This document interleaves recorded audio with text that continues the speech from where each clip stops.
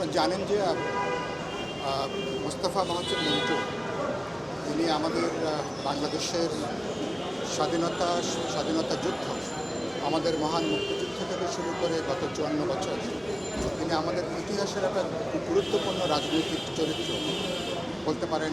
তিনি একটা কিংবদন্তি তুল্য তিনি মানুষ ছিলেন।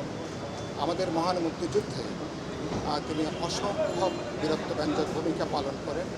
বিশেষ করে ঢাকা জেলাতে বিএনএফের সদস্য হিসাবে তিনি পাকিস্তানি হানাদার বাহিনীর বিরুদ্ধে অনেকগুলো অনেকগুলো অভিযান তিনি সেখানে পরিচালনা করেন এবং তিনি মুক্তিযুদ্ধে যারা এই অঞ্চলে যারা সবচেয়ে গৌরব, সবচেয়ে বীরত্বব্যঞ্জক ভূমিকা নিয়েছে, মোস্তফা মহসিন মন্টু তার মধ্যে অন্যতম। তার দীর্ঘ রাজনৈতিক জীবন এবং এই জীবনে তিনি কখনো আপোষকামী সুবিধাবাদী পথে তিনি হাঁটবার চেষ্টা করেননি। তার সামনে অনেক সুযোগ ছিল, অনেক অফার ছিল।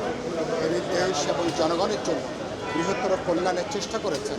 বরাবরই জনগণের পক্ষে থাকার জন্য, গণতান্ত্রিক অধিকারের পক্ষে দাঁড়ানোর জন্য। আমরা গত 15 বছর ধরে ফ্যাসিবাদ বিরোধী আমাদের যে আন্দোলন, সে আন্দোলনও গণফোরামের নেতা হিসাবে, গণফোরামের প্রথমে সাধারণ সম্পাদক, পরবর্তীকালে সভাপতি হিসাবেও তিনি অসম্ভব গুরুত্বপূর্ণ ভূমিকা পালন করেন। আমাদের যুগপৎ আন্দোলনে যারা অত্যন্ত গুরুত্বপূর্ণ ভূমিকা নিয়েছেন, মোস্তফা মহসিন মন্টু তার মধ্যে অন্যতম। তিনি এমন একটা সময়ে তিনি আজকে বিদায় নিলেন, যে সময় বাংলাদেশ রাজনৈতিক দিক থেকে গভীর একটা ক্রান্তিকাল পার করছে।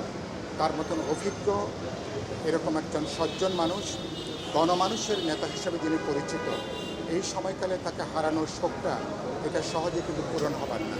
ফলে আমি তার সংগ্রামী স্মৃতির প্রতি আমরা বিপ্লবী ওয়ার্কার্স পার্টি এবং গণতন্ত্র মঞ্চের পক্ষ থেকে আমাদের গভীর শ্রদ্ধা এবং সম্মান জ্ঞাপন করছি।